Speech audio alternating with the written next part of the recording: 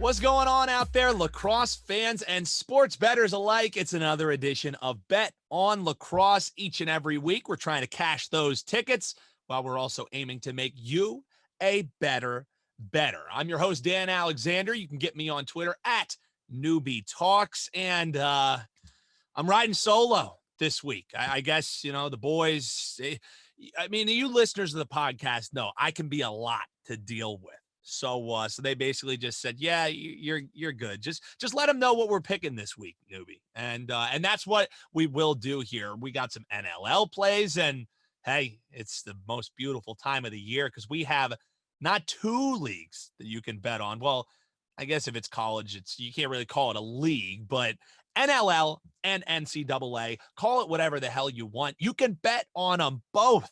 And I'm loving it, baby. So we're going to get into our NLL plays, our NCAA plays. We got a best bet for you. We have some EMOs, two EMOs, actually. And one of them, I think, pretty interesting with some pretty juicy odds. So you're going to want to stick around for that. Before all of that, shout out to our guy, Brian Andrews, who's on the show last week. He was mentioning that, hey, some totals are ticking up here. I think there's some value on the unders. Unders went 5-2 this past weekend. So nice call from our man BA. Hopefully you cashed in on that as well. That's what we do here. We let you know the trends and the line moves that nobody else is talking about. That's why you come to Bet On Lacrosse, not just to hear me rant at you, but I appreciate you listening regardless. Make sure you hit that subscribe button and tell people about what we're doing here on BOL. So before I get you our best bet, before I get you our EMOs, just this odd stat that I think is pretty telling, because if you just looked at the standings, you would say, oh, man, the Riptide, yuck. But it's interesting because the Seals, you would look at their standings, you would look at where they're at, and you would say, they're a pretty damn good team, right? Because the Seals have scored 77 goals. They're 5-1. Well, the New York Riptide, they have scored 76 goals. For you math majors out there, that's one less than the Seals, yet they're 1-5. I mean, number one, it talks to the high volatility of lacrosse, but number two, it talks to the fact the Riptide, they've had some bad beats. Haven't been too bad against the spread. Hopefully something we'll be getting to here a little bit later. Shout out to our guy, Adam Levy, for that stat. Always love the info that he's dropping there. So Seals, 77 goals, 5-1. Riptide, 76 goals. They're 1-5. That's lacrosse. What was it? It was Charlie Kelly who said, that's baseball, baby. Well, 1 goal differential and 4 game differential. I guess that's just lacrosse, baby. So in the NCAA, one thing I want to get you before we just get you best bets, nice short abbreviated info here for you. A nice little short episode for you folks. Duke in the NCAA, we saw some line moves for 2 teams. There was, some big changes here and there, but as far as huge, I hesitate to call it huge, but the thing is lacrosse is such a low volume market. And what I mean by that is the Super Bowl right now. There is more handle going on the Super Bowl. And when I say handle, it's money that the sports books are holding throughout these 2 weeks leading up to the Super Bowl. Everybody and their grandmother is betting on the NFL. And as it gets closer towards the Super Bowl, there's only more people who are going to be betting on it. On game day, maybe your apps are going to crash because there's going to be that many people trying to get in that last minute action. So that's a high volume market. With lacrosse, there's this show. There's, folks that we talk to on Twitter, like our guy Nordsy Picks. We're the ones who are really hammering these lacrosse markets. So that is a high volume market versus a low volume market. So when I say a huge move, okay, nitpick all you want. Oh, it's a point move. What are you talking about? A huge move. A point move in a lower volume market is more respectable than I feel like a large move in maybe a larger market, because with the NFL, sometimes, not often, but public money can be driving these lines. I feel like with lacrosse, even a small amount of money is able to move these lines in a different way if it comes from a respectable source. So Duke had a 1-point line move. They were 5.5-point favorites. They've moved to 6.5. Hopkins, which I'm seeing a lot of love for Jacksonville in the matchup with Hopkins. I don't get it, but Hopkins goes from -4.5 to 5.5. So even with all the love that I'm seeing all over the place and hearing all over the place for Jacksonville, the market is saying Hopkins probably going to be winning this game outright, if not by margin. So I just think that was an interesting note and maybe a little something there for you. In a lower volume market, we're still seeing line moves. And I think we'll see after this weekend, if the line moves away from Duke or in Duke's direction, excuse me, and we see them win by a higher margin, they cover the spread. That's probably respectable money that was coming through, or it was just a lot of people hammering on Duke, and maybe it's public money. We'll have to see. We saw a line move with Duke. We saw a line move with Hopkins, 1 point in their direction. We'll recap that on the next edition of Bet on Lacrosse. Again, I'm Dan Alexander. You can get me on Twitter at Newbie Talks, flying solo this week. So we appreciate you tuning in. Make sure you tell folks about what we're doing here on Bet on Lacrosse. And without any further ado, let's get to it. I had to at least break up the monologue a little bit, right? And why not? With some dulcet tones right there. It's best bet time on the Bet on Lacrosse podcast, and it's NCAA time. I love field lacrosse. I have grown to respect and appreciate box lacrosse, but my first true love as a born and bred American man is field lacrosse. And I wouldn't love pro lacrosse if it weren't for falling in love with the college game first. So we're starting off with a best bet in college action, 3:00 Eastern on Saturday. Denver taking on Utah. Denver a 4.5-point favorite, and the total in that one, 22.5. Now, I was thinking of making it a double best bet and telling you under and the dog, but let me just explain why I ended up loving the side a little bit more. Denver only lost one game at home last year. They have a great home field advantage.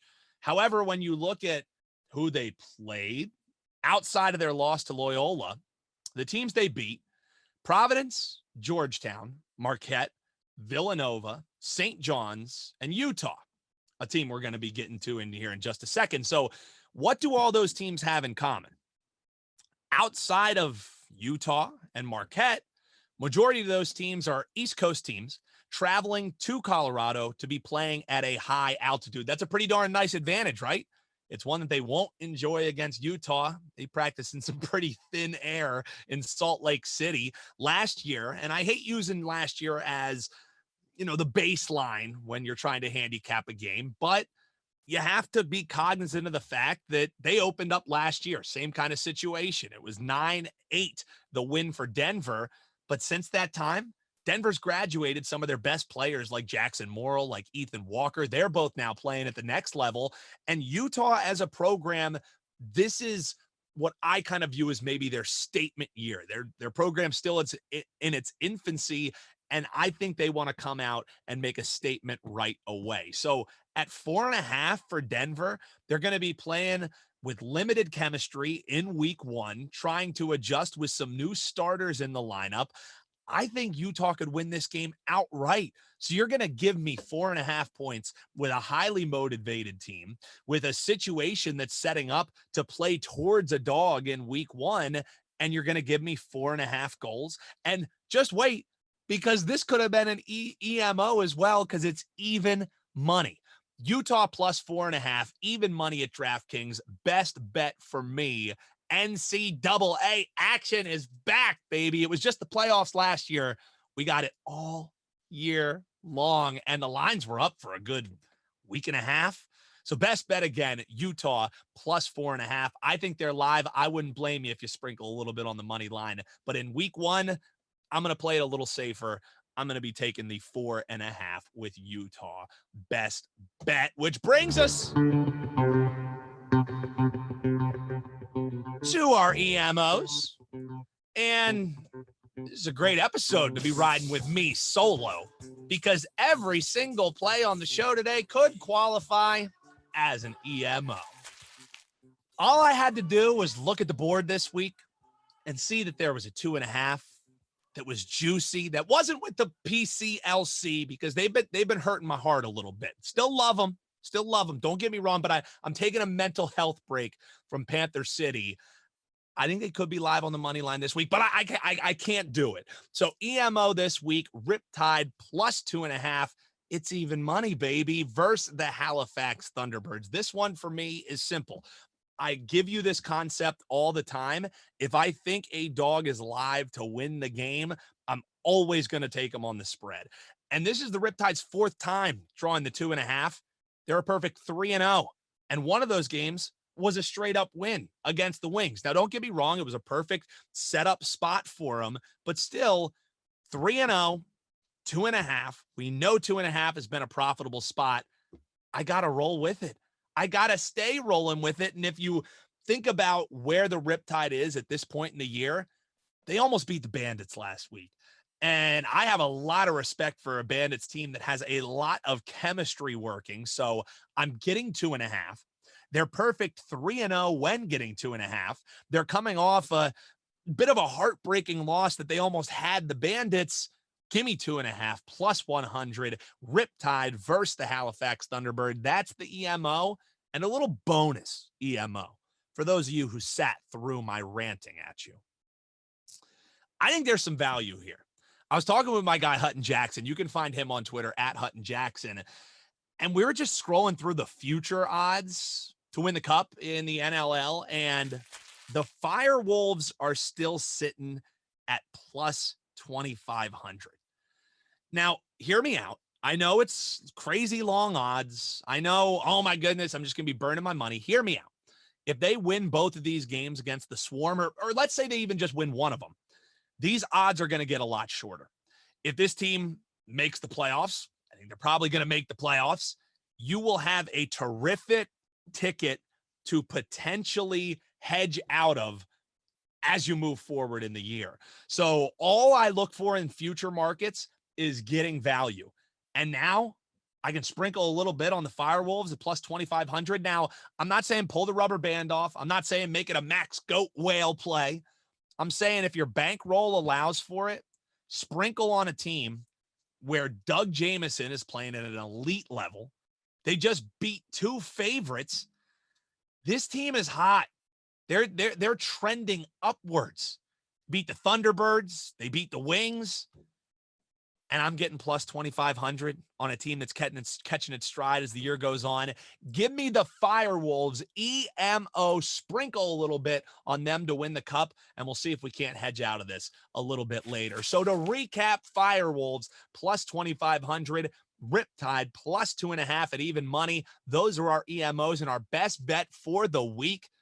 Give me Utah plus 4.5. 1 Ute, 2 Ute. Let's roll with Cousin Vinny this week. That's our thoughts on this week's NLL and NCAA slate. Make sure you follow us on Twitter and social media at Bet On Lacrosse, Pro Lacrosse Bets as well. And make sure to sign up for that waiting list. You like the stats that we're dropping for you? You want to be a part of the Bet On Lacrosse report? Shoot us an email, drop us a line on Twitter, and we'll let you know how to do that. So we want to hear who you're betting on this week. What's your locks of the week? God, I hate that term. But we want to know who you're betting on, what NCAA teams you're riding on, what futures you might even have. I think Georgetown's worth a look as we preview these NLL and NCAA lines and help you bet on lacrosse. Till next week, I'm Dan Alexander. Thanks for tuning in.